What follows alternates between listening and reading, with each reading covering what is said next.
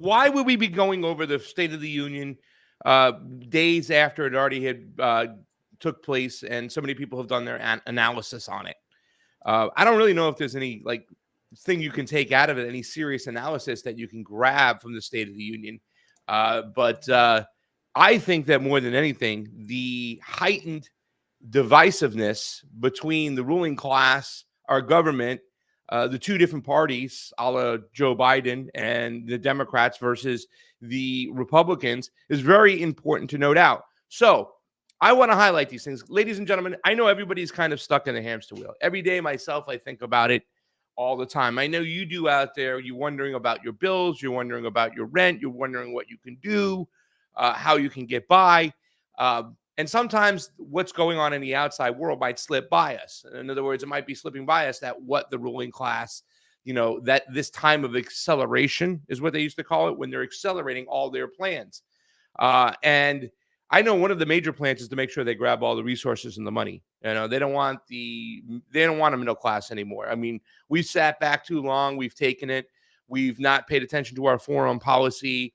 That's where the majority of our money goes. We go around bombing places, setting up bases.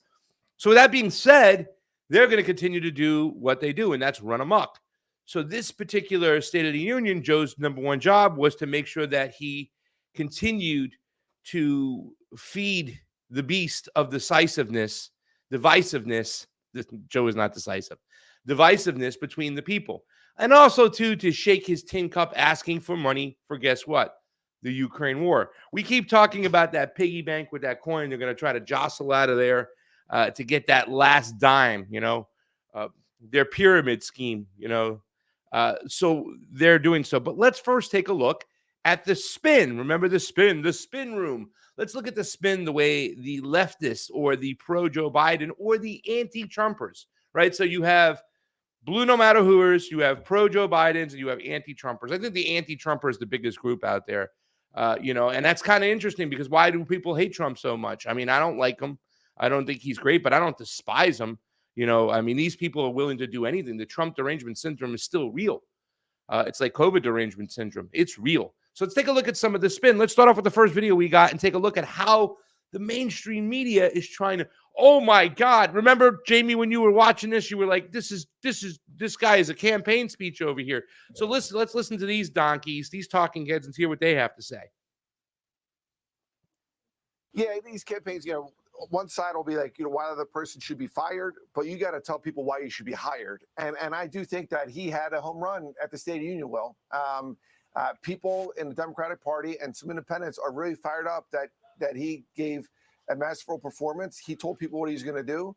Even if they don't agree with all his policies, he was strong. He was in command. And I'll tell you, Will, I love you, buddy. I'm just being honest with you. I mean, yeah, these campaigns, Did you hear what he said there? And some independents. Jamie, we got to get that buzzing, right? Like the buzzing of the bees, the swarming of the bees. Like, that the No Agenda podcast has the bell, the ding, ding, ding, ding, ding. We got to get the buzzing, the buzzword there. A lot of Democrats and independents. So, you can get that confirmation bias out there. The blue no matter whoers can get their confirmation bias there when they hear, oh, Joe Biden's reaching out to independents. He hit a home run at the State of the Union. What's a home run for Joe Biden when he gives a speech? He doesn't fall down. Woo! Hit a home run, Joe. You didn't fall down. You find the way to get off the stage there, off the podium. Home run. You didn't embarrass yourself. You didn't ask for cookies or milk or anything stupid. I mean, he stuttered. He did what he ever. I mean, there was no substance to that speech whatsoever. There was no context. It was the same, just hollow talking points. Democracy's under attack at home and abroad. Money for Ukraine. We need to do this. And we're not going to let them stand. They could beat Russia. And if we believe me, I'm Joe Biden. I know I was for every single war out there. Vladimir Putin won't stop at Ukraine. He'll march all the way, and then he'll go after Poland and all the other NATO countries after that. So Vladimir Putin needs to be stopped. Okay, let's get to the next one because no spin would be complete without the Lincoln Project, right? We got to get the Lincoln Project in there. And guys, do us a favor. While this is playing, share the show. Get the link out there. Share the show. Let's let people know pasta goes on right now. Special time. I got Jeremy Kuzmarov coming up. We're going to talk about RFK leaving the Democratic Party, but not so much that. Was it right for him to leave the Democratic Party? And what is the difference between the Democratic Party of today and yesteryear? And we're also going to talk about Bassem Youssef. Nobody out there right now can really talk about Israel the way Israel-Palestine, that situation like him. But let's listen. Here's the Lincoln Project, ladies and gentlemen. Come on, the spin.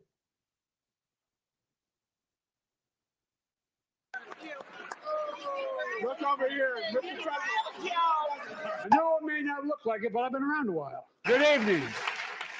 If I were smart, I'd go home now. Bipartisan bill with the toughest set of border security reforms we've ever seen.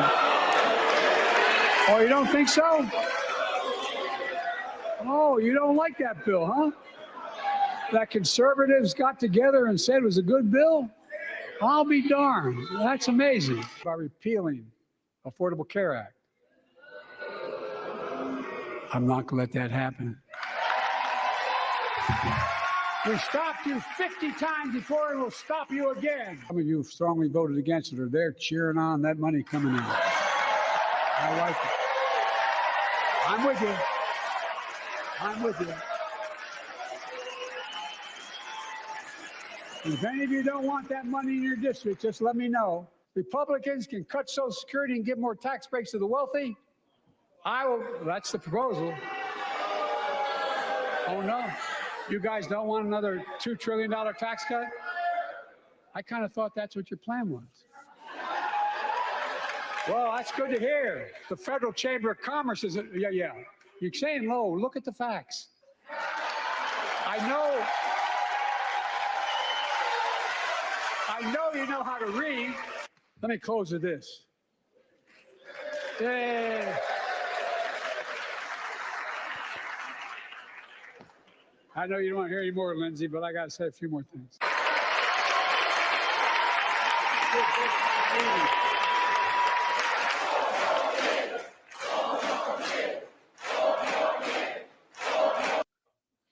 Wow. The Lincoln Project. Was that supposed to be pro-Biden or? Yeah, that was supposed to be pro-Biden. That makes him look like.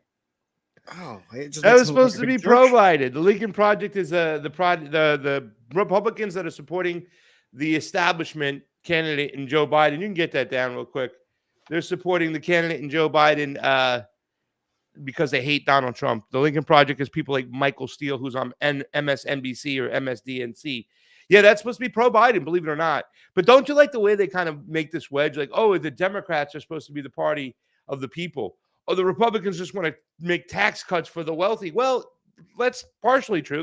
The Republicans, they're trying to say that the Republicans want to make tax cuts for the wealthy. The Democrats are for the working people. It's bullshit. Both parties are for the corporations because Donald Trump, when he made those tax cuts in 2018, there were a record stock buybacks by these corporations from the money they saved. They bought back and inflated their own stocks. Well, that record of 2018, when the tax cuts came through, was just broken last year while Joe Biden was in office. So both parties are for corporations. Both parties are fascist. Plain and simple. They work for the corporations. The corporations is the merger of corporations and states. That's what fascism is. And that's what we have, boys and girls. That's what's going on with our Congress today. And yes, that was supposed to make him look good. Make him supposed to look witty and excited, Jamie. I know Lindsay ain't want to hear anymore, but I got some more stuff to say. Oh, you don't want that? A bill that came together for Republicans and Democrats at the border? Still not addressing the serious problem of why we have so much migration in the first place. Every party fails to do that. The Republicans, the Democrats, they think they just put up more security at the border. That's going to fix the problem. But hey, let's not worry about our American intervention with all these bases and military strength that we show all over the world. That's got nothing to do with it, right? We never have a serious conversation about that. It's ridiculous. Let's play the next video over here. Let's get into this a little bit more and wrap this whole speech up because there's a lot of things to talk about. Now, this is something I wanted to point out as well. So goes the Congress repeating their propaganda, right? The establishment, the medium. We showed that mainstream media talking head. I thought he hit a home run, Jamie. He didn't fall down. That's a home run for Joe Biden. You hear me, Corn Pop? So now the people start to repeat this stuff. I remember one of the things I heard at the New Hampshire primary that just drove me crazy was a Democrat showing up for Nikki Haley, and they said the number one issue that Nikki Haley supports was the Ukraine war. Why would anybody in their right mind think that that's something that we need to do? Do they really believe that lie that if we don't stop Vladimir Putin? First of all, do a little research and you'll see that it's us who started that proxy war to begin with, that they don't have their sovereignty, Ukraine, that is. Their sovereignty ceased to exist because we took over that country. Remember Victoria Nuland, who just resigned? We have the famous phone call, her picking the next leader, right? We have Lindsey Graham, John McCain, Senator Murphy from Connecticut, all there whipping up the Orange Revolution style coup on the Maidan, right? We have George Soros funding a bunch of independent media over there. And I know if there's any Democrats out there that are watching the show for the first time, or blue, no matter who is, are you just saying the Soros buzzword? No, in Ukraine, George Soros actually funded independent media to stir up chaos. They all did that, right? So when people say these things or repeat these things that come from these politicians, it just drives me crazy. Here's another example, because I always like to examine, and we're going to do that with the Bassem Youssef section today, just this repeating of propaganda. Does it work? Sometimes it does, because take a look. Here you go. Now, probably they interviewed about 10 to 12 different people, right? Propagandized America's. Great job, Jamie, for putting that up there. And they'll just play the one or two where they get what they want to say. This is something that I forgot his name is Jesse Waters from Fox, when he would, before he was an analyst or political commentator, he would go to the Bernie rallies and he would interview a bunch of people, right? And he'd take the craziest batshit people and put them on there to make it look like the whole crowd feels that way. Same tactic here, ladies and gentlemen. They're going to use the couple people that they get, the blue, no matter who's, and they're going to highlight them so it gives the rest of the people out there their confirmation bias. Go ahead. Super energetic, stayed organized, kept delivering punch after punch. Punch? Saying things about wanting to hear him say. Super energetic, stayed organized, kept delivering punch after punch. Saying things about wanting to hear him say. What did he say that you wanted him to say? What punches was he delivering one right after the other? This is where you say, and I can't wait for Professor Kuzmarov to come in today, and we're going to do a couple sections, and we're going to talk about some of this stuff, you know, because this is where the social engineers come into play, ladies and gentlemen. The ruling class is taking their beats from social engineers. They studied the human species. They've studied how propaganda works. They know. This is a good example of how propaganda works. These people have TDS, and I've met people in my building over here that have TDS. Somebody wants to share with me an Anthony Scaramucci video going after Donald Trump.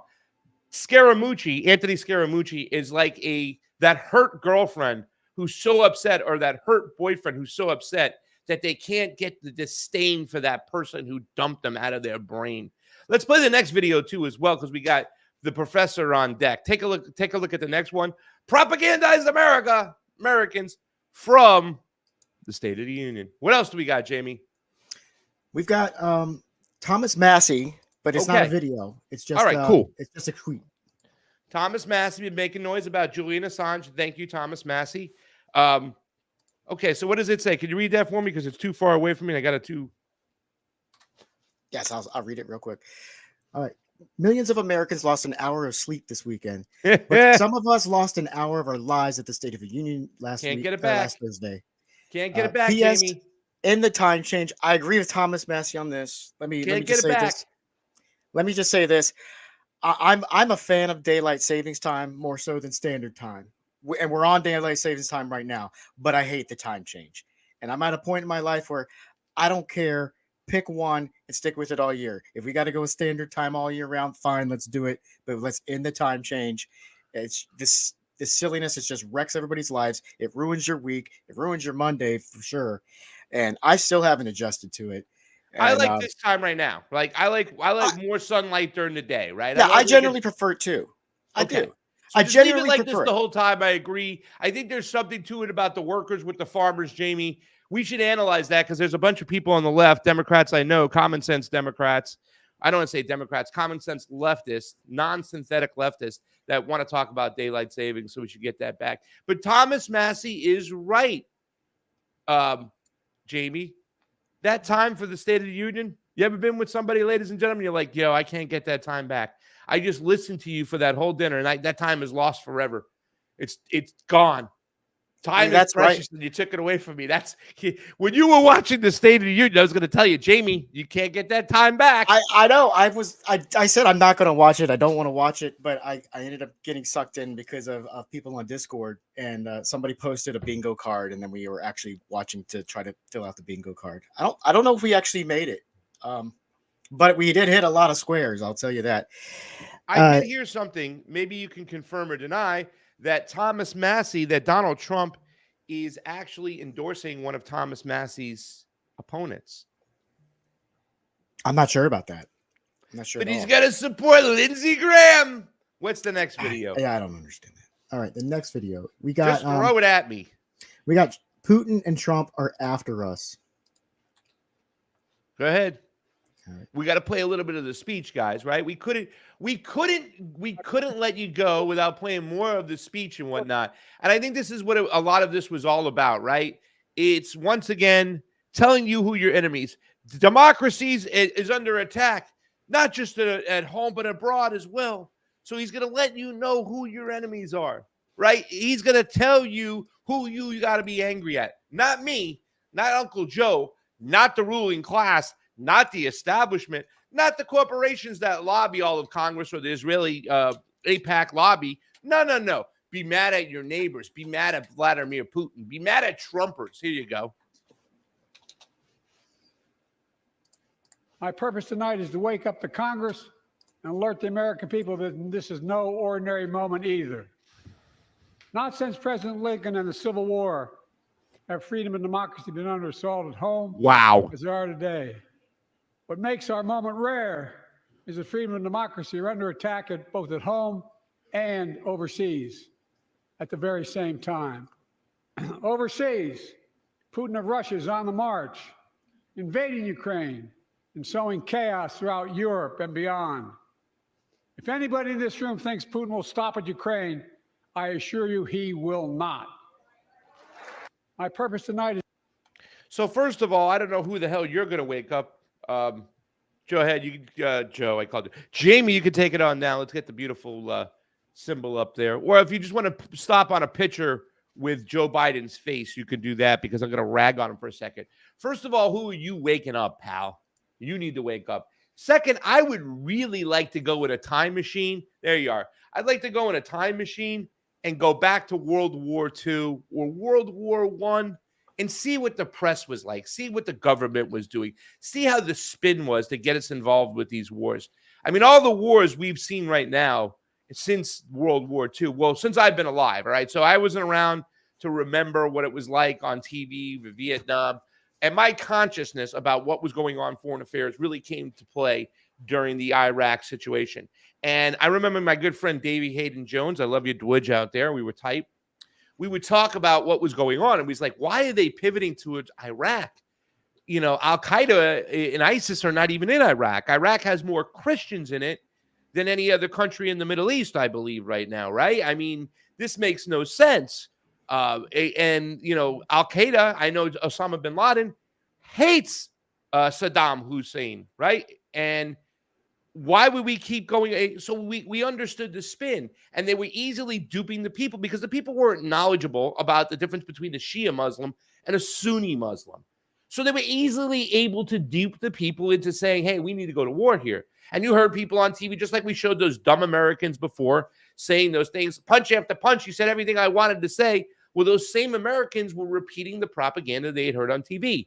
Saddam Hussein's the next Hitler. They always go to the Hitler. They love to do that because that's in our school books. That's where the program comes from. The Empire Education. My man Johnny Tsunami tagged it. Love you, buddy.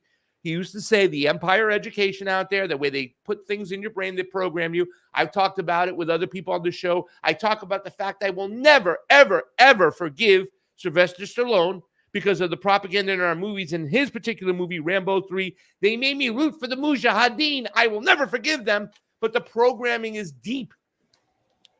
So therefore, people could, they keep repeating it. It's been going on for quite some time where the money has been cut off to Ukraine. They're still asking for it. Zelensky's coming around, shaking his cup. We have all these issues, and yet he's still trying to convince the people. All the Democrats, including Barbara Lee, are for killing more Ukrainians and Russians. They don't care, funding it like crazy. And so for me, when you hear them talk about ceasefire to Israel, they're provided cover because they know the Congress, no matter what, will get Israel that money so they can campaign off that and act like they're for a ceasefire when they're really, really not. But I'd love to understand and go back in time and see how the propaganda worked back then as it works today. Because right now it's at a time of acceleration, heightened propaganda, and they're throwing everything at us right now, ladies and gentlemen. Do I know how to beat it back? No, I don't know. I know being aware of what's going on and understanding the propaganda is the first part. Something has to come after that. What will revolution look like? I don't know. I've had some suggestions from my friend at Steve Poitkin at Slow News Day AM Wake Up, the show I used to be involved with, was pull your money and your assets out of their whole scheme, their game, their system. Find other areas to opt out of the system. You can grow your own food, get your own water, produce your own energy somehow without being on their grids and their controls. That's a step. And I don't know, I can't explain to you, ladies and gentlemen, what's going to happen. I would always search for those answers, but the first step is understanding and spotting and seeing the propaganda and telling them bullshit. The second part is sharing shows like this, shows like Jimmy Dore, Kim Iverson, AM Wake Up, Fiorella's show, Do Dissidents, RBN, even if I don't agree with them, Sabby Sab show, Misty Winston will be back, all these people that we know, even my friends on the other side, Jason Burmis, Clint Russell, all these people who were anti-establishment, Mel K. These shows are important. Get out there and share them because they're pushing back against the establishment. They all understand it's not versus right versus left. It's right versus wrong. And these people are wrong because they do not care about you. Next video, Jamie. Unless you got something to say, brother. No, this is it. Well, I'm going to say, you said you don't know what to do to push back against the propaganda. Well, you're doing it right now. You've got to tell people what they're saying is propaganda and push back against it and tell people how, or will help people understand what the things they can say to push back against that. And so we're doing that right now. And if you want to know what it was like back in World War I and World War II, just read the New York Times because they haven't changed. They've always been pro-war. It's funny because New York Times was considered the liberal paper. Oh, it is. And they were all in for the Iraq War. Been pro-war. I mean, they had pro-Hitler pieces back in pre-World War II. All right, here we go. This is more Joe from Joe. Yeah. My message to President Putin, who I've known for a long time, is simple. We will not walk away.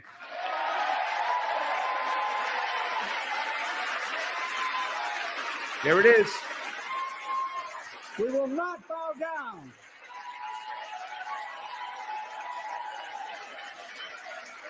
I will not bow down. Oh, my God. In a literal sense, history is what? That it?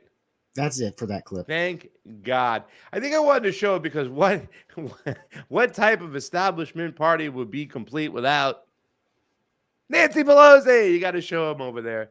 These people are so out of date, out of touch. I think she got 76% in her whatchamacallit, her primary. And that's the thing. There were people who ran against them, Shahid Buttar.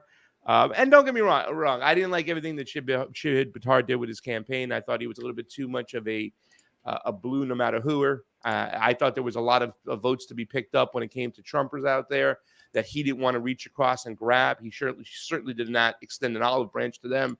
I can't remember the other dude who ran too as well back in the days, but now they kind of all bowed out and said no more, and she just wiped the floor with everybody. But when you have an election system like that, where you have all these mail-ins, I mean, they still haven't decided since last Tuesday. It's Tuesday today, right? What's today? Is Wednesday? Wednesday the 13th. Okay, so the election was Tuesday, 8 days ago. They still haven't gotten in like 85, 90% of the votes. It's just getting close there. Like they're going to get close to telling you who the winner is in California because they let you drop it in the mail the day of the election. So, I mean, do you see how they have 8, 9, 10 days to cheat, right? It's ridiculous. What is that? Oh, it's just Joe Biden file not found. Did you find the video I asked you to find with the Speaker of the House standing up? I did. We have one other video, but I can jump to All right, that let's one. do them. No, I'm jumping ahead because, you know, here it I is. know you're trying to rush. Let's Yeah, go ahead and do I this got one. the professor in the wings, and, you know, you can't keep the professor waiting. You want to keep the professor waiting, it's not good. So you want to see what much your Congress is bought off by the Israeli lobbyists, by the Zionists. This is it right here. The Speaker of the House did not stand up for anything that Joe said. In fact, this is the face he made all the time. Show the face. Talking about Ukraine, talking about cultural war issues.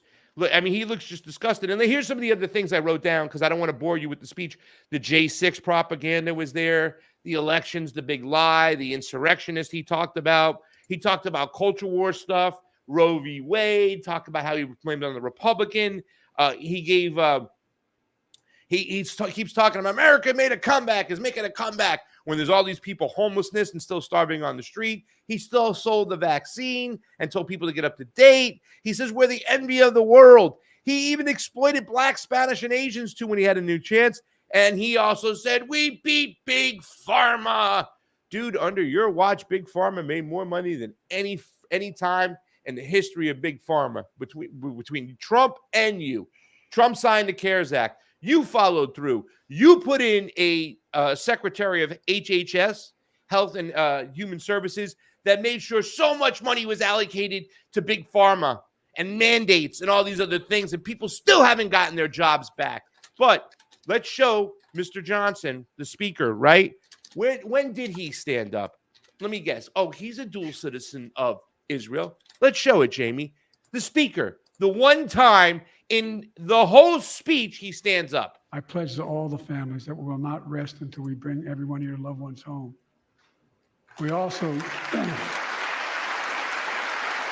There it is.